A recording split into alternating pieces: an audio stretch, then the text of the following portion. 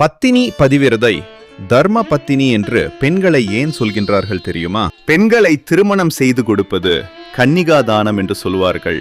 ஒரு பலனை நாம் எதிர்பார்த்து கொடுப்பது தானம். எந்த பலனையும் எதிர்பார்க்காமல் கொடுப்பது தர்மம்.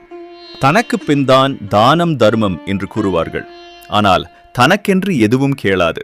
தனது கணவன், குழந்தைகள், தன் தாய் தந்தை மற்றும் உறவுகள் இவர்களுக்காக வேண்டும் சிறந்த குணம் பெண்களுக்கே உண்டு. இன்றும் நமது வீட்டு வாசலில் நின்று யாசகம் கேட்பவர்கள் அம்மா தாயே என்றுதான் கேட்பார்கள், அப்பா என்று கேட்பதில்லை. உறவை துறந்த சந்நியாசிகள் கூட பகவதி பிச்சாந்தேகே என்றுதான் யாசகம் கேட்பார்கள். தர்மம் கொடுக்கும் போதும் தனக்கென்று எதுவும் கேளாது. தான் புகுந்த வீட்டின் நலனுக்காக தர்மம் கொடுப்பவர்கள் பெண்கள். எனவேதான் அவர்களை தர்ம பத்தினி என்று கூறுகின்றார்கள். பெண்கள் கருவுறும் காலத்தில் பத்தியமாக இருந்து தனது கருவிற்கு தீனி கொடுத்து 10 மாதம் பத்திரமாக வைத்து பெற்றுக் கொடுப்பவள்.